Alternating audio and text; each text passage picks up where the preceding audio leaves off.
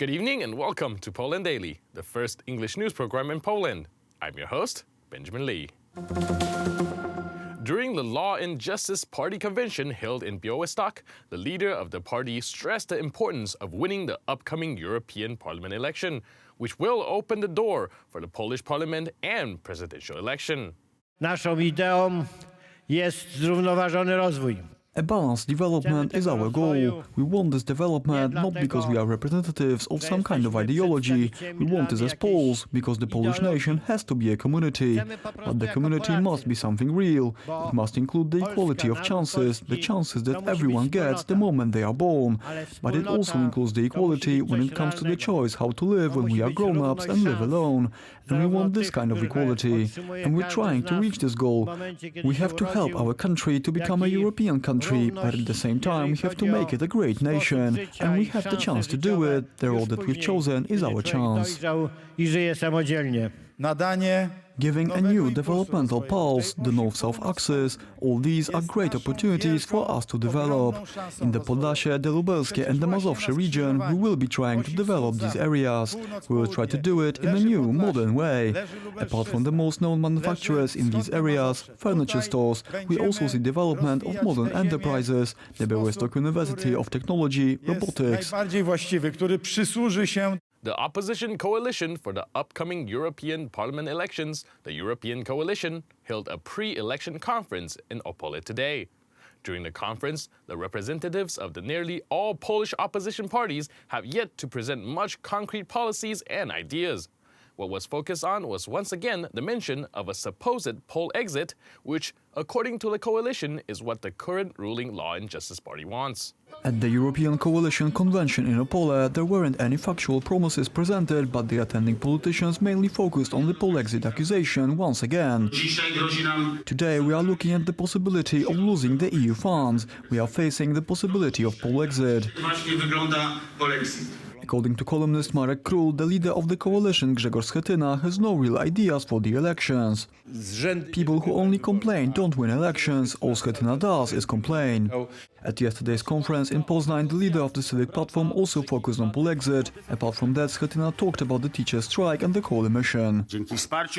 Thanks to the EU's support, we will completely get rid of the air pollution problem. In the next decade, we will make it so that coal won't be our main source of energy. The European Commission published a crushing report showing that the Civic Platform did nothing during the rules to tackle air pollution. The Law and Justice Party did the most regarding the issue in the history of the Third Republic of Poland. We spent the most money on this. I'm glad that the Civic Platform finally noticed this problem. Schetyna announced that on May 18th there will be a big march organized by the European Coalition, which will go through the streets of Warsaw. I think this campaign is yet to kick off. The last weeks before the elections are the most important. We have the spring holidays soon, we've just had Easter, and I'm sure this campaign will blossom after the long weekend. The European Parliament elections will take place on May 26th. Poles will choose 52 MEPs. Profanation of the image of Our Lady of Częstochowa took place on the night of 26th to 27th of April. The walls of the church of the Maximilian Maria Kolbe parish in Płock saw copies of the image of Our Lady of Częstochowa, on which rainbow halo were added. The news immediately triggered a lot of reaction from the hierarchs of Catholic Church and the head of the Ministry of Interior and Administration, as well as the Polish people. The case was condemned by Minister of Interior and Administration Joachim Brudziński.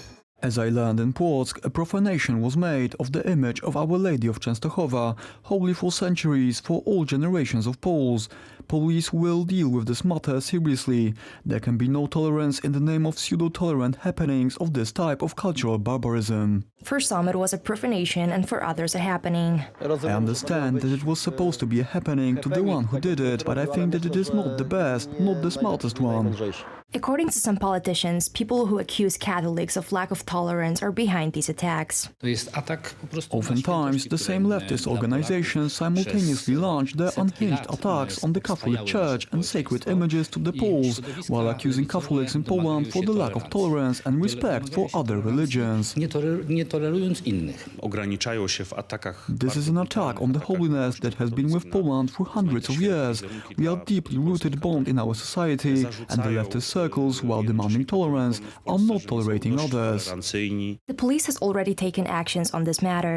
According to the survey made for the RMF-FM radio station, 49% of eligible voters expressed a desire to take part in the upcoming European Parliament election. The ruling Law and Justice Party would get 38.7% of votes, and the European coalition would win 33%. The Spring Party is on the third place with a 9.2% of the votes. 5.4% of interviewee declared their votes on the Cookies 15 movement. According to the survey, the Confederation Corinne Brown-Lear Nationalist would get 4% of support. That's all for today. I'll see you next time on Poland Daily. But stay tuned for the Poland Daily Weather Report, followed by the Poland Daily Business section.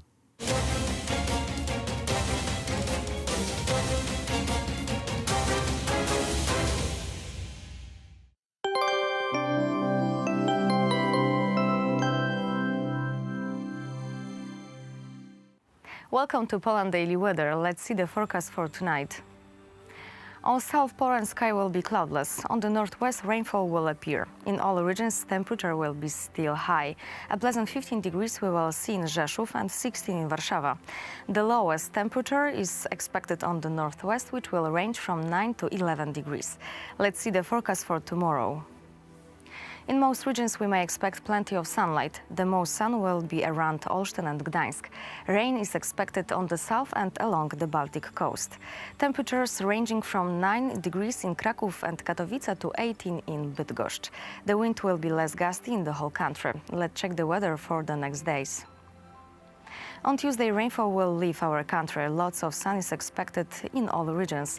Temperature will rise to 17 degrees. On Wednesday, temperatures will be similar. Maximum temperature will be 17 degrees on the west. On Thursday, temperatures will rise to 19 degrees on the southwest. Pressure will fall. Thank you for watching and goodbye.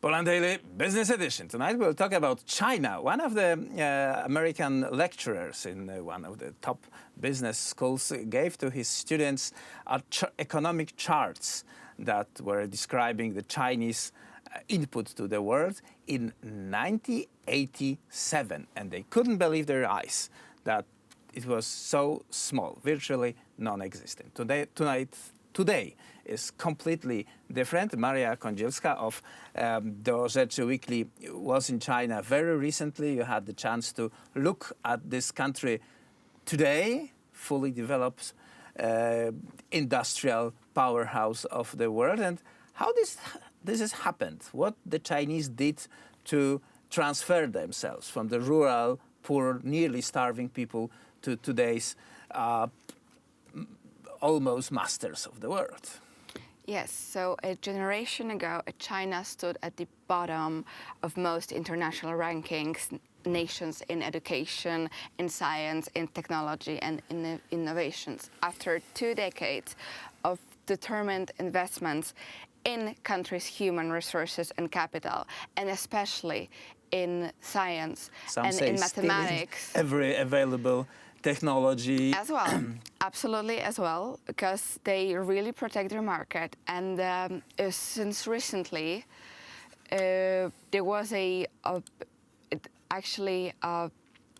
every company which entered Chinese market needed to share their know-how with their Chinese partners.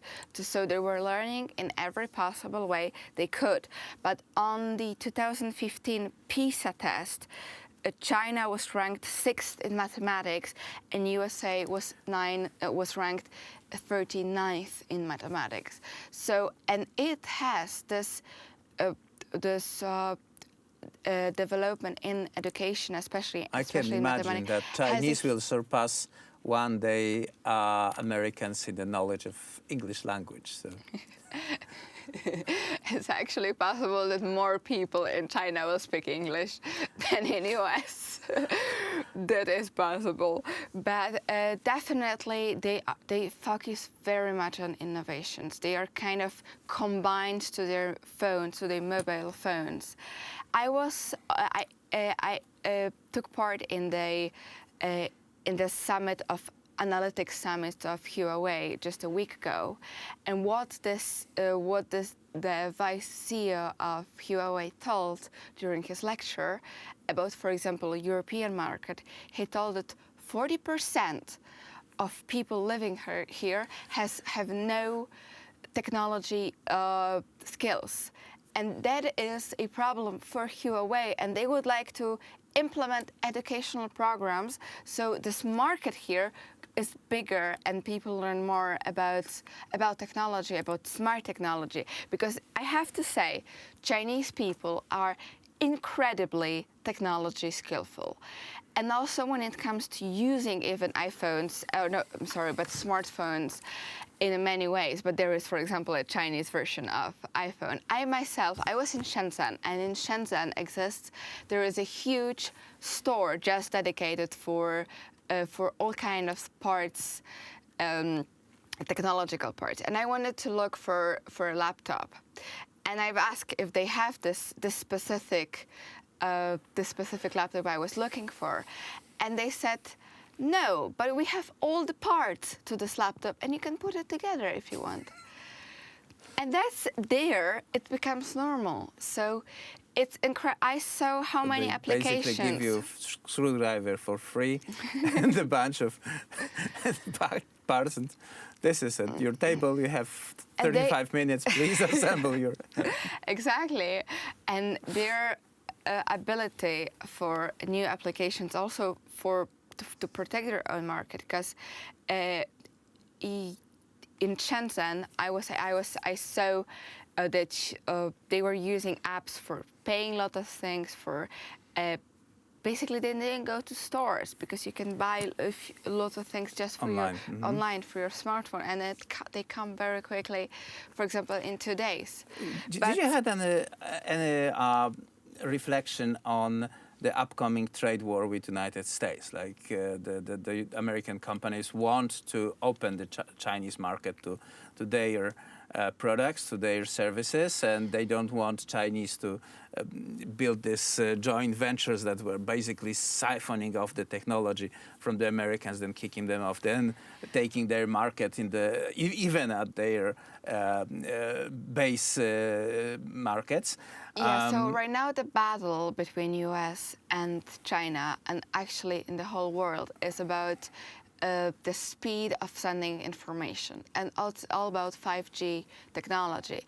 But actually, Chinese companies like Huawei are right now farther than American companies when it comes to 5G technology. More, it's kind of interesting, but the Huawei signed 23 contracts with private companies in Europe, including Poland, for 5G, to supply with 5G technology. So we will actually use this technology from China, and it allows. Well, it really depends on how the trade discussion will be settled, because if the United States will say withdraw from this contract, we will have to comply. Yes, but 5G technology is more like 3 times quicker than 4G technology. And also, for example, Huawei already registered 2,500 patents just in the area of 5G technology. Right, so they are becoming definitely... This is their own intellectual property, yes, and this is right something that is like breakthrough news, because it's own Chinese technology that is taking on the world, and that's the situation we live in right now. Yes. Thank you very much for this insight. Maria Jaskot of Do Rzeczy Weekly was our guest. Thank you. Thank you for having me. And that was it for tonight's Poland Daily Business.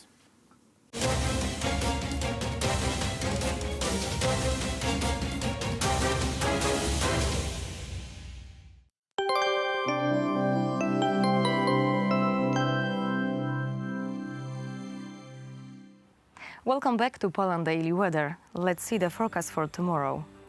In most regions we may expect plenty of sunlight. The most sun will be around Olsztyn and Gdańsk. Rains expected on the south and along the Baltic coast. Temperatures ranging about 9 degrees in Kraków and Katowice to 18 in Bydgoszcz.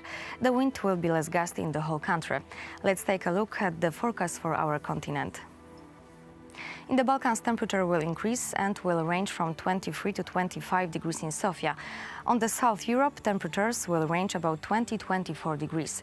In British Islands, we will expect rainfall, but sunlight will appear as well. In Scandinavia, temperatures will fall to 14 degrees in Oslo and 16 in Stockholm. Thank you for watching and goodbye.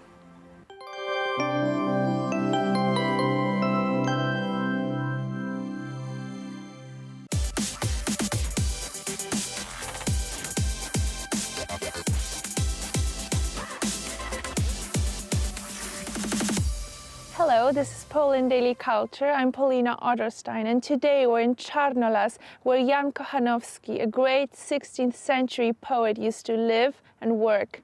Let's go.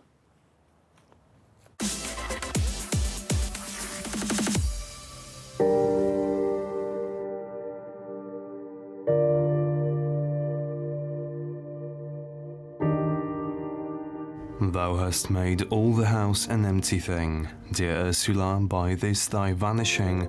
Though we are here, it's yet a vacant place, one little soul, and filled so great a space. For thou didst sing thy joyousness to all, running through every nook of house and hall. Thou wouldst not have thy mother grieve, nor let thy father with too solemn thinking fret his head, but thou must kiss them, daughter mine, and all with that entrancing laugh of thine. Now on the house has fallen a dumb blight. Thou wilt not come with archness and delight, but every corner lodges lurking grief, and all in vain the heart would seek relief.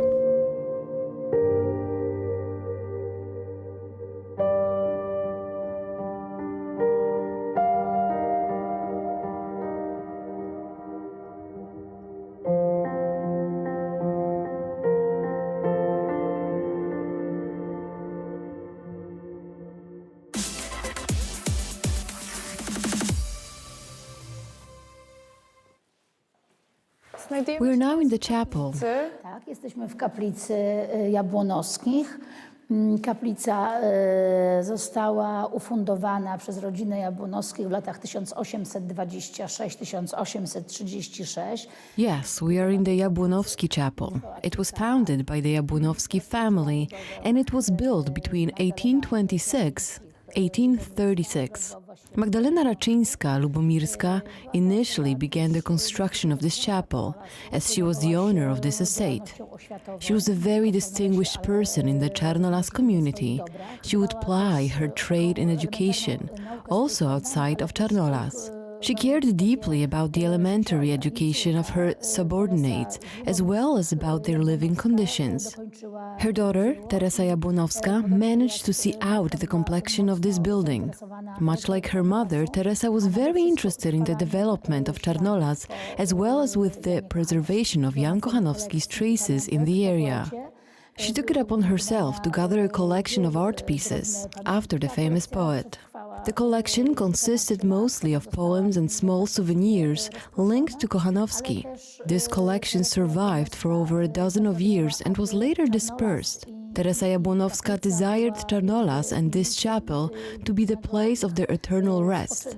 Therefore, a crypt was built beneath the chapel where Teresa is buried. Although she died in Venice, her son fulfilled her wish and after many years brought her remains here to Czarnolas. Other members of the family were also buried here over the years. Later, in 1906, the village was bought by Stanisław Zawadzki, who turned out to be an amazing owner too. He appeared to the representatives of the Lubomirski, Jabłonowski and Raczyński family to take care of Czarnolas in order to continue preserving the memory of our nation's great poet. Stanisław Zawadzki would host student groups who would come here on school trips. Even though a museum was not yet institutionally established here at the time, Zawadzki would put a lot of effort so that things like that door and Kochanowski's chair were presentable to the visitors. He was a great host. He did not treat the visitors like intruders.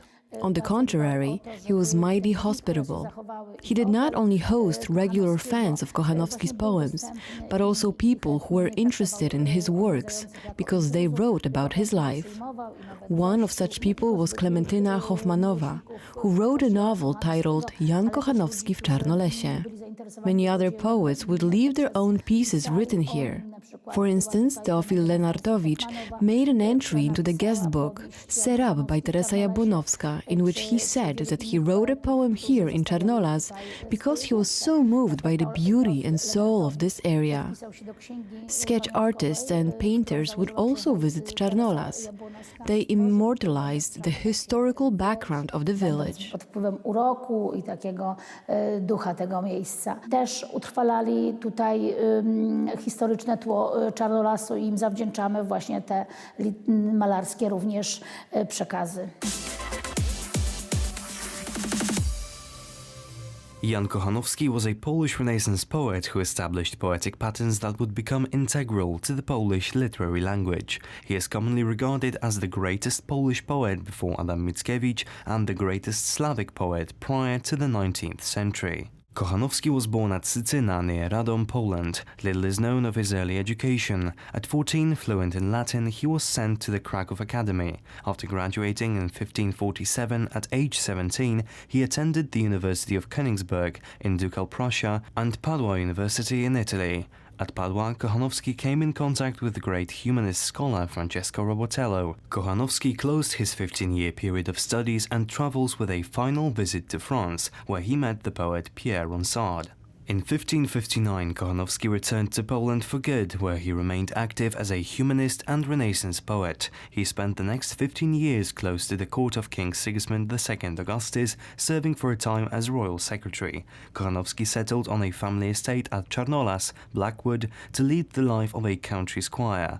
In 1575, he married Dorota Podlodowska, with whom he had 7 children. Kochanowski is sometimes referred to in Polish as Jan z Czarnolasu, John of Blackwood. It was there that he wrote his most memorable works, including The Dismissal of the Greek Envoys and The Laments. Kochanowski died, probably of a heart attack, in Lublin on August 22, 1584. What about the characters we see over here? Są to postacie historyczne. Możemy tu odnaleźć postać figury Zygmunta Augusta. These are historical figures. We can identify the Polish king Zygmunt II Augustus, Barbara Radziwiłłówna, Queen Bona Sforza, Anna Jagiellon, and Piotr Myszkowski, Jan Kochanowski's friend. These characters are in a way listeners of the poet's psalms, which grew in popularity after a great composer, Mikołaj Gomułka, created the melody for the psalms to be sung to. Thanks to that, somewhat of a breakthrough, the psalms became very popular, also among the ordinary folk. I w związku z tym bardzo cenione i popularne.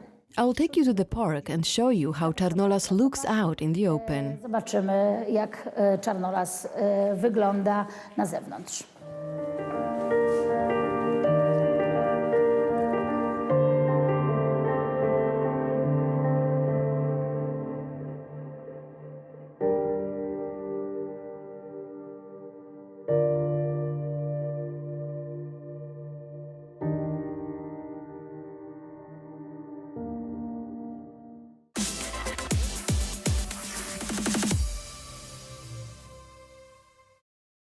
As you already know from our episode, we're in Czarnolas in Poland, and it's a place that played a very important role in Kochanowski's life because not only he lived here with his family and children, but also he wrote one of his most famous pieces, The Lamentations, exactly here where we're now. And not only there's a beautiful museum behind us, but also this place is surrounded by a very, very beautiful park. It's a place worth visiting for everyone coming to Poland, and I assure you that you're gonna love it. Join us again on our next episode of Poland Daily Culture, and we also have a new YouTube channel called Poland Daily Live, so don't forget to subscribe to it. See you soon.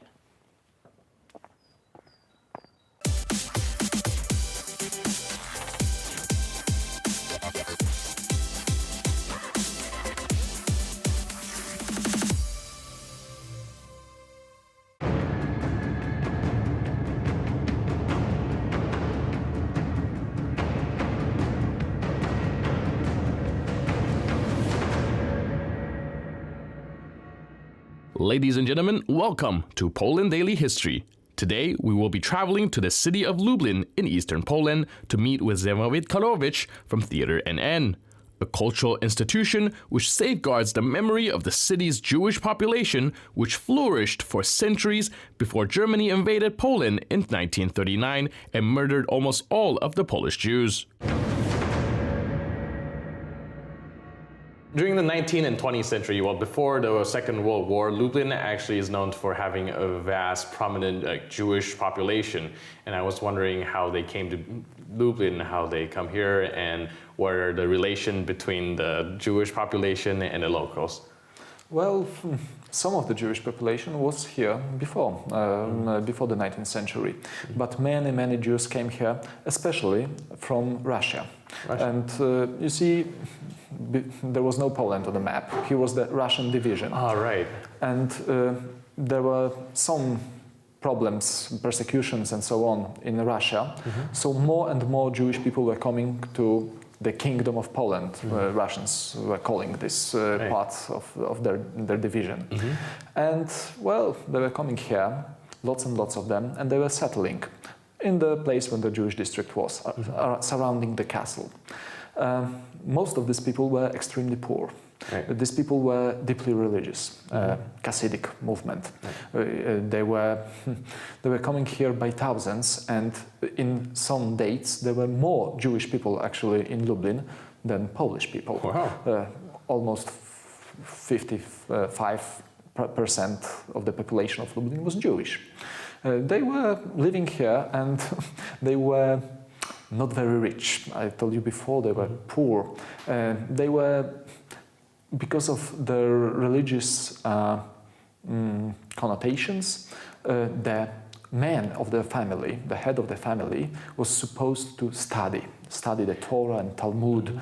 So some of these people were not working, and the woman had to, well, keep off the house on the head.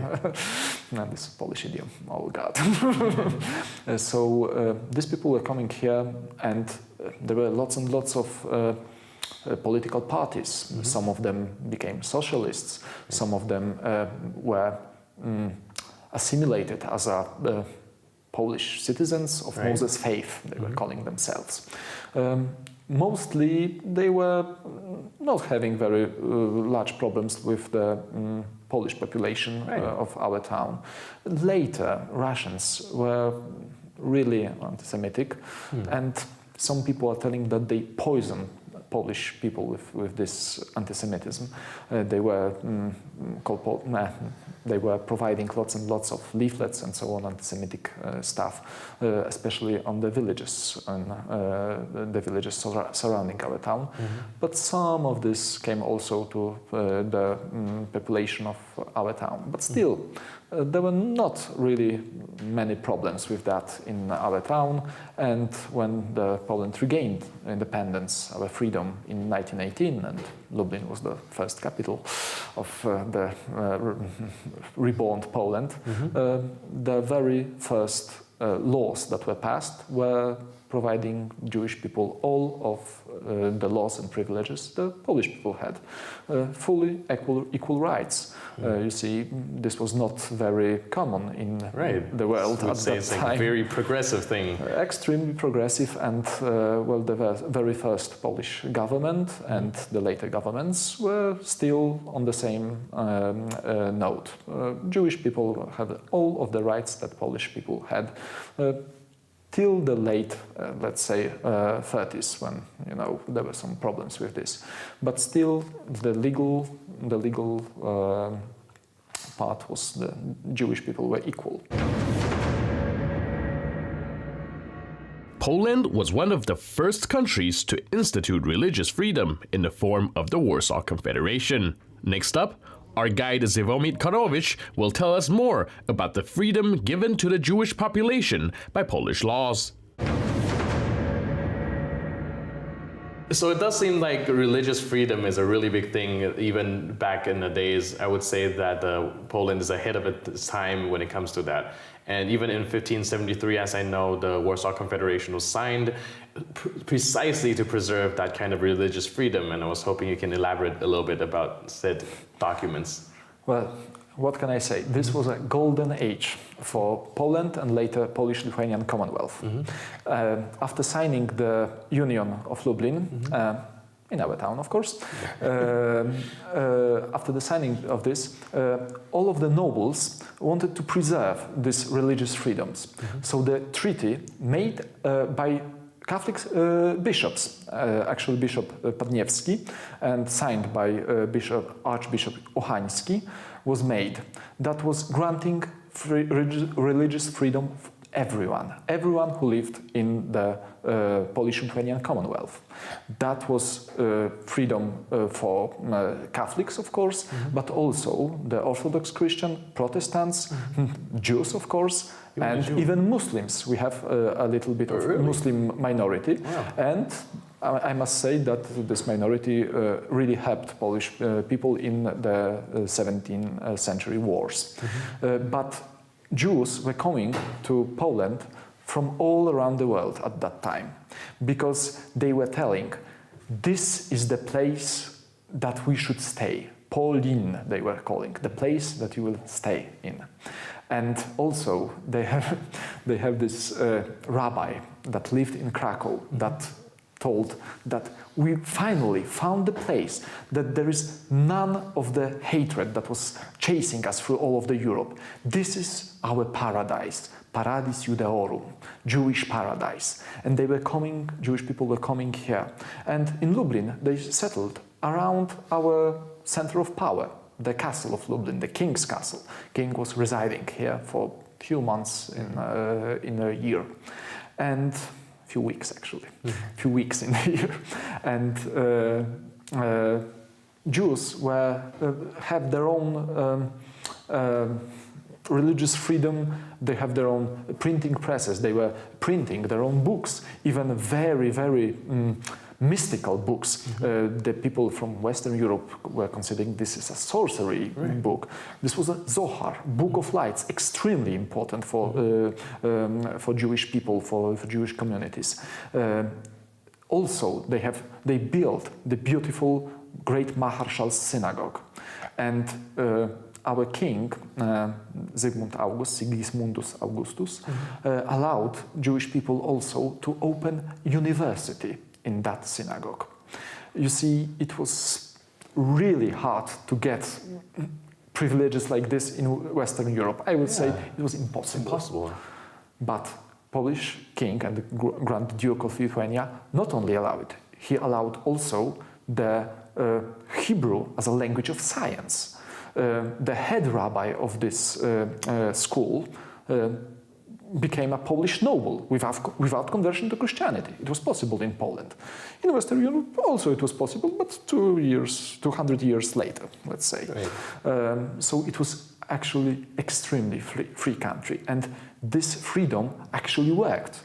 We never had any Jewish uprising or anything like this. 16th century was the age of freedom for Polish people, Jewish people, and every other nation that lived in our town. We have 3 temples in, like, I don't know, 300 meters perhaps. the Orthodox Christian Church, the Jewish synagogue, and also synagogue, I guess, and also the Catholic Church chapel of Castle. And all within like eyesight even. All of the in eyesight, and nobody had any problem. In 16th century, there was no problem with this. That's amazing. When there were problems, you know, with religions fighting, they were fighting on words. They were fighting by speeches and leaflets and so on. There were great discussions of the ministers, Protestant ministers and Catholic priests. They were, and sometimes the Jewish rabbis or Orthodox priests were called as judges in these disputes, referees, I may say. And this was really a great time. Our town was very advanced with waterworks, with well, beautiful buildings, with beautiful temples, and well, it was a nice place to live at that time. After centuries of coexistence between Poles and Jews, Lublin lost its Jewish population during the Second World War. Cultural institutions such as Theater NN are putting in a great effort to remind Poles about the centuries of joint Polish-Jewish history and the traces it has left on today's Poland.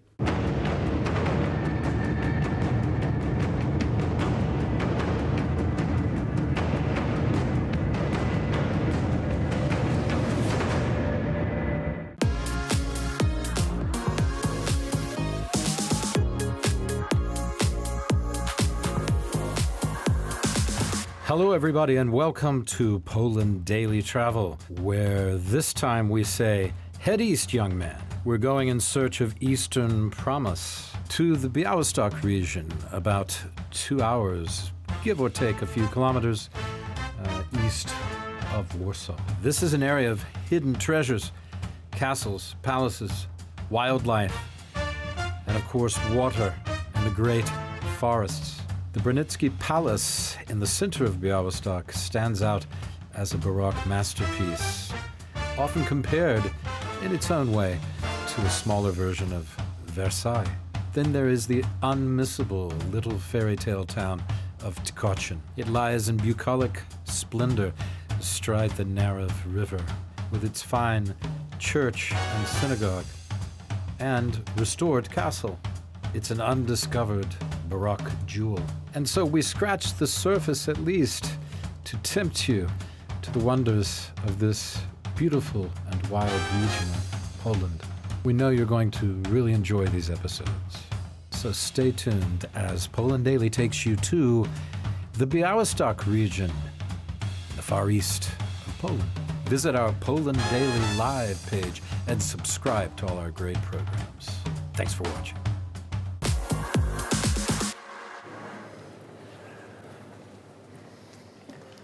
So Bogusław, where are we exactly? I mean, this is an amazing building. It's the Grand Synagogue, the Great Synagogue? Yeah, it's the Great Synagogue of Tykocin. Yeah. What's a bit of the history of the place? No, that place that we are in now was built in 1642, and it's well preserved and it stands in the same way through 500 years almost. In that place that we are now, before that synagogue was also synagogue made of wood, but of course, during the time, it was rechanged with that one, made of bricks. But the history of Jews of Tykocin start in 1522, so it's about 500 years ago. And what happened? I heard that they, in my reading, I found that the first Jewish families, there were 10 or 12 families that were invited by the noble guy called Oscar Gasztot. He was a Lithuanian duke, the richest guy in the Lithuanian Commonwealth. Hey, but we're in Poland. Why was he Lithuanian? Because it was a borderline between the Lithuania and Poland. Okay. The Narew River that we have here, it was a borderline. And Tykocin was really important because of all those taxes and so on and so on. So it was a king town. Maybe we'll sit down. Yeah, that's it. So it was Tykocin at that time. Now it's a very small town. But at that time, and what time are we talking about again? We are starting our history on the beginning of 16th century. The beginning of the 1500s. So this is early Renaissance. Yeah, you can like that. Yeah, and the Jewish families were invited here. Why? Why did they suddenly invite Jewish people? To begin new businesses here. Okay. You know, they were merchants, craftsmen. In 1522, here came just 10 families. Why 10? Because it's in Jewish tradition, 10, it's minyan. When you have 10 adult men, you can start a new community. Because it's the minimal, number of people that can be in every moment of Jewish life, like bar mitzvah, like funeral, and so on and so on. All right. So and what kind of trading were they doing? At first, they were trading grains, because everywhere around there was big landlords that were, cultivating grains and selling that through Gdańsk to Western Europe. It's the time, 16th and 17th century, in the history of all Europe is the time when the Western Europe is growing really fast. There's the beginning of industry. And here in the Eastern Europe, we can say that it's a place that they are feeding them, They're preparing food. And so this was a place a rich place for growing wheat, etc., barley, this type of thing, oats. And it was kind of a breadbasket for the rest of Europe. Yeah, we can call it like that. And another stuff that we cannot forget, it's also wood and all wood products. Yeah, because we know the great forests were here, and we still have in Białowieża remnants of the great forests of that time, which lie on the border of what is now Belarus and Poland, right? Yeah. So the Polish-Lithuanian kingdom, that was eventually, actually it was joined around that time, wasn't it? It was in 1569. 1569. Okay, so the first Jews are coming here in the beginning of the 1500s. 1569, you have finally this union of Poland and Lithuania, and a sort of a resurgence of this area. It was a rich, as we said, a place for grain and for export of that, growing and export. And then, how long does it take? What is the amount of people it would take to create? What size of the Jewish community would it take to create a building such as this? Because it's extremely impressive synagogue. We are speaking here about a few hundred people. Yeah. Yeah. And they were quite well off, obviously. Yeah, at that time, of course, because it was so-called the golden epoch or golden era of trade with wheat and wood and so on. Yeah. 16th and 17th century. Yeah. That situation will change with time, because in 18th century, we know that we are in the time that Poland will be participated. Yeah, partitioned. Partitioned. This becomes part of Russia at that point, this area, and border with Prussia nearby, right? Like that. Something like that. You're the historian. I'm just a journalist. Okay, we'll be right back. Stay with us. I'm with Bogusław. We're in the great cathedral. We're in the great synagogue here in Tykocin, a beautiful little town in eastern Poland near Białystok. And this is an incredibly impressive building. You have to see it for yourself, really. It's amazing. And is it the best preserved synagogue in that Poland? part of Poland, for sure. Yeah, in this part of Poland. I guess in Kazimierz and Krakow you have another one. Yeah. Stick with us. We'll be right back with more exciting stuff from the synagogue in Tykocin with Bogusław. Bogusław, what are we looking at now? We are looking at the eastern wall.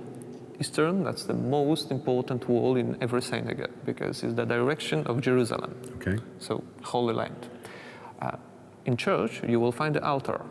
And in synagogue, it's Aron HaKodesh. So it means Holy Ark. Holy Ark, it's a place that will keep Torah scrolls inside. Now I will go there. You want to go there and I think that I will show you. Okay, show what it looks like. Yeah. Maybe it will be just...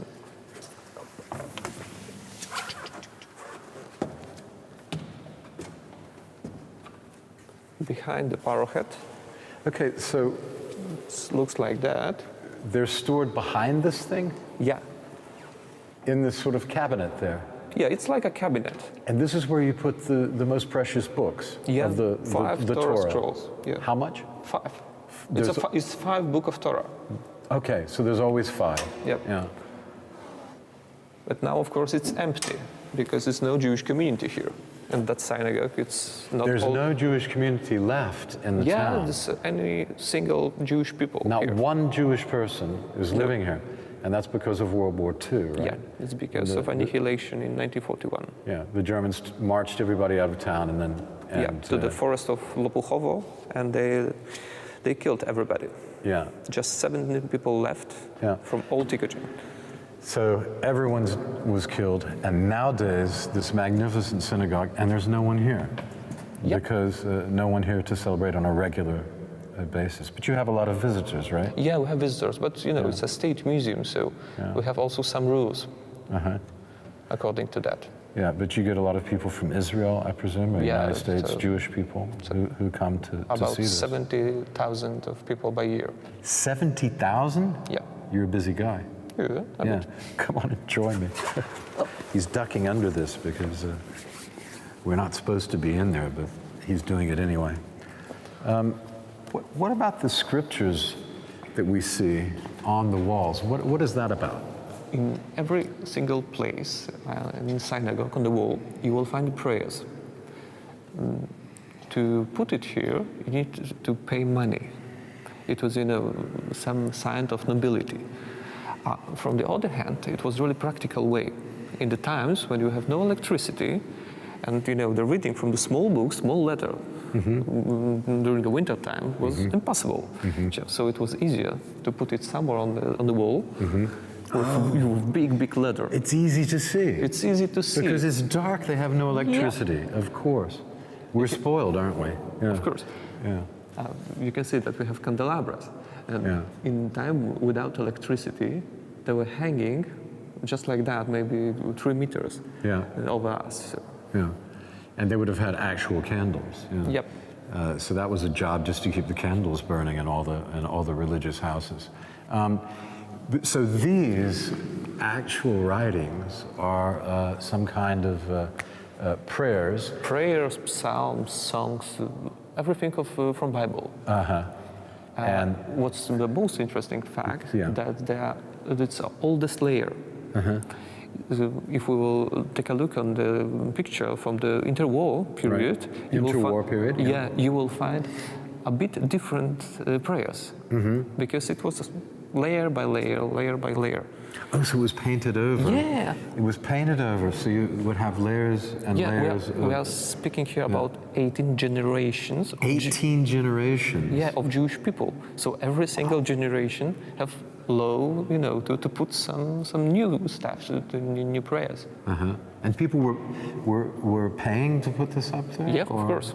And so my name is Jakob, and I pay, and I get my wall, right? But then when I've paid, but then somebody else comes to pay in the next generation or whatever. Will they pass down in the family as well? Of course. Yeah. So your section of wall could be passed down in your family. Interesting, isn't it? Okay, stay with us. We're walking around in the synagogue here in Tikocin with Bogusław, who's the local historian.